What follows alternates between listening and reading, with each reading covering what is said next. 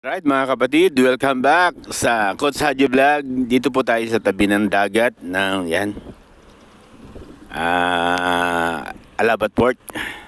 Nagkaroon ng pagkakataon na makakakon dito. Magandang umaga sa inyong lahat. Sa iba't ibang dako, tanghali o gabi, magandang gabi o magandang umaga.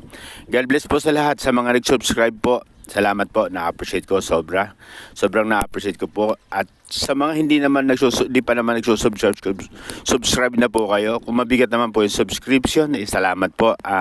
Kahit yung like na lang or comment na lang, reaction na lang doon sa baba, sobrang thank you na at God bless sa lahat.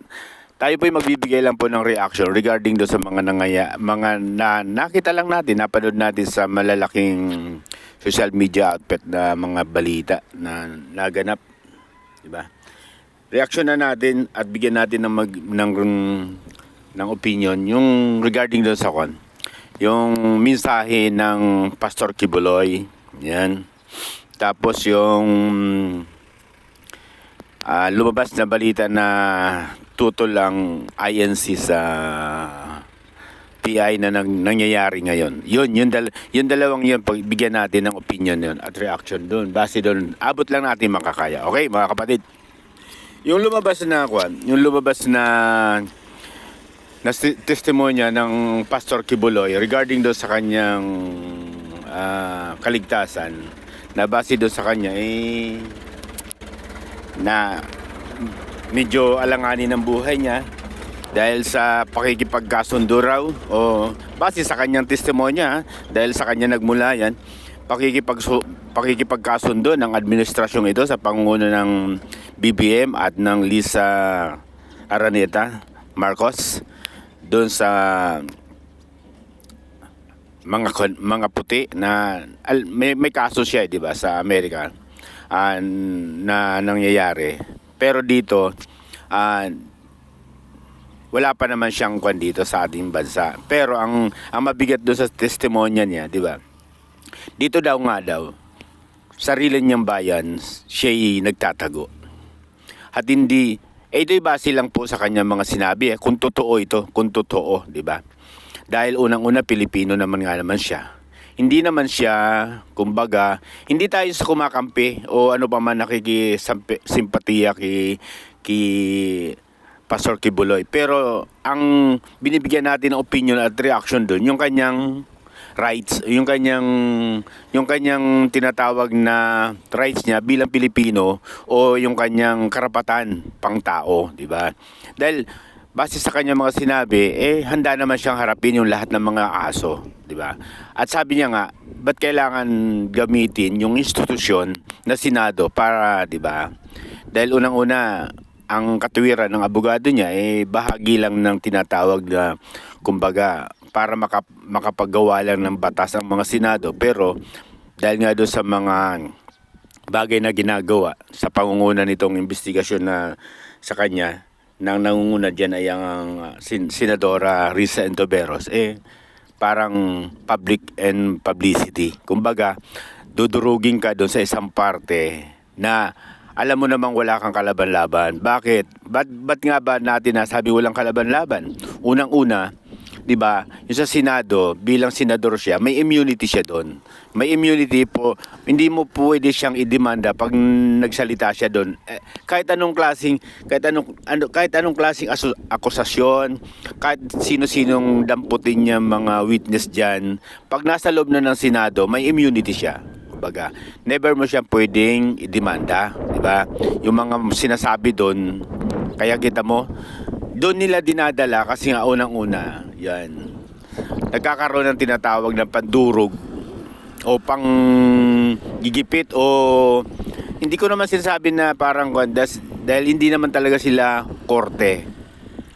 Kumbaga sila gabay lang doon sa paggawa ng mga batas. Kaya nagkakaroon ng ganyan tinatawag na investigasyon. Pero parang lumalabas, di ba? Doon sa base sa kanyang mga sinabi, parang husgado na ang dating, di ba? Kaya doon pa lang, mahuhusgahan ka ng taong bayan. Bakit? Kung base sa kanya sinabi, mga imbentong mga di ba? Paratang. Pero, di ba? Bibigyan din natin ng bigat, di ba? kung totoo man yan, o totoo man yung mga akusasyon na yan, ba't di nyo dalhin sa korte? Sa legal process o sa tinatawag na proper venue. Yung tinatawag na demanda nyo sa tamang husgado, di ba? Magkaroon kayo ng labanan o battle ng mga abogado diyan, di ba? Pero diyan kasi sa Senado, talagang medyo mabigat ang laban diyan. Bakit? May immunity nga sila sa mga senador. Kahit anong sabihin nila diyan o anong sabihin ni Rizal Ontiveros, hindi mo siya pwedeng demanda. Kasi sakop siya ng immunity ng Senado. Iyon ang mabigat doon lang sa pangyayari na yon, na talagang yung testimonya niya talaga hindi siya atin. Di ba, inisyu na siya ng summon, di ba? Na kailangan umatin sa pangalawang summon, kailangan umatin na siya, di ba? Pero dahil nga sa kanyang testimonya na may banta sa kanyang buhay, ayun, hindi na siya mahagilap. Kumbaga, yun ang masakit sa kanya. Bilang Pilipino, nagtatago ka sa sarili mong bansa dahil sa ganun pang pangyayari, dahil nakipagkasundo na nga po daw base sa kanya ang BBM administration at Liza Araneta Marcos sa mga puti na may kaso siya sa Amerika, di ba? Napagkasundo na dapat extra treaty, di ba? Kasi nga bansa sa bansa pakikipag-usap diyan kung mayroon mang tinatawag na probable cause o sabihin nating totoo. Mag-uusap diyan bansa sa bansa. Lilitisin yun dito. After nang mapatunayan na talagang may kasalanan, yun. Diba?